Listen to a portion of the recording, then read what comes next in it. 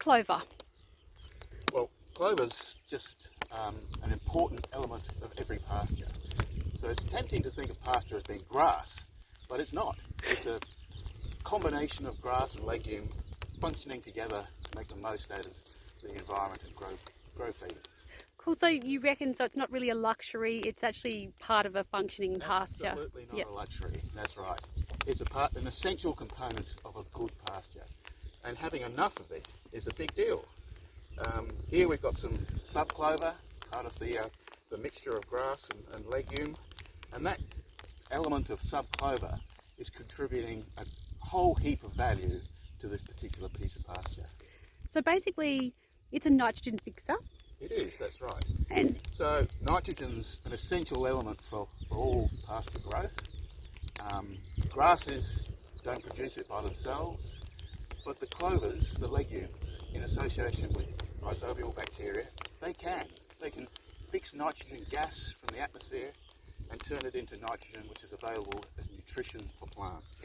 So it's sort of it's like a if you have the right amount of legume in your pasture, then you create more resilience in your pasture. It's stronger. Is that right? Exactly, that's right. So it's an important element of pasture condition, and that condition can be good, strong, or weak. With clover, it's got a better chance of being strong, of being good condition. So it contributes health, vigour, growth, and also a lot of other things like good quality feed. So feed quality, so that means that it's more digestible, better for stock? Exactly, that's right. So feed quality, digestibility, means more of the nutrient which is available in the feed mass, in this mass here, is available as nutrition, as energy for the animals which are grazing on it. It's more digestible. So if I pluck a leaf of clover, I can scrunch it up, pulp it fairly easily. It's not as fibrous as the grass. The cell contents, the nutrition that's within that plant material is more readily available to the animals. And in addition to that, it's also got protein, which is an essential component of growing mass, of body mass in animals, of growing meat, of growing muscle. So it's a good package of nutrition. So it's quite clear that clover is really important, or legumes are really important in the pasture resource. What's the optimal amount, would you say, of clover in a system? Yeah, exactly. That's a terrific question. So very often when we look at clover in a pasture, we see a few leaves and we think, great, I've got clover. That's a good thing. But have we got enough clover? That's the big deal.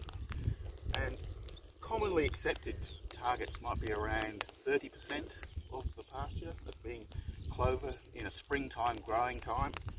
And that's what's required to give not just a few leaves, but actually tons of mass to deliver the nitrogen which is used within the pasture system. So it's not just a few leaves, it's a lot of mass required from that clover. And the difficulty is that the clover leaves are very visible, so we sort of get a bit of optimism bias, if you like. But we have to have a look and check to see how much is really there and what is contributing to the health and vigour of the pasture. So the difference, so annual versus perennial clovers or legumes. So would you say that perennials are required or preferred, sorry?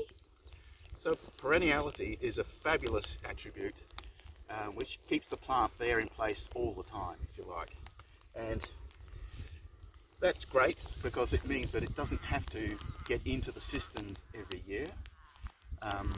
But the available perennial legumes that we have for the whole range of environments we wish to grow pasture in is a little bit limited, really. So in some environments, particularly drier, low rainfall environments, annual clovers are probably better suited than some of the perennial options we have. So that's the commercially available ones and not really as persistent in dry land? Some of the more perennial legumes or clovers are less persistent under the low rainfall environments that we have. The ones that we are able to buy, as you say, that are commercially available. And something like subclover, which we have here, is an annual, but it's well adapted to low rainfall, dry environments, and it can function well. But it just requires a little bit of maintenance, a little bit of attention and management. keeping that. So that's my next question. Is it hard to manage? It's not hard to manage. It's just that it needs to manage. It needs management, like Yep. everything does. And I guess the thing that we have is that, like all legumes, it requires nutrition. So it requires phosphorus, potassium. It doesn't like very acid conditions. To make the nitrogen fixation process happen within the nodules that are on the roots of the clover, it also needs the availability of molybdenum. So it needs some of that nutrition, so that might be an element of management there. But also we want to manage some of the competition you get from grass, from the canopy of grass, to allow the more prostrate, lower growing legume component of the pasture to have access to light. The more canopy of grass we get, the more competition there is for light, and the clover, unfortunately, will suffer from that. So the grasses are generally more competitive. They're competitive, that's right. If nitrogen is already available, they will definitely be more competitive. When nitrogen is limiting or restricted, then because the clovers have access to that nitrogen supply through the rhizobia, then they have a little bit of advantage. But as things change, it's dynamic. So as that nitrogen becomes available to the rest of the pasture, then the grass gets a little bit of that advantage for itself as well. Yep. But even so, in spring, the grass is starting to get going. They're starting to build a canopy.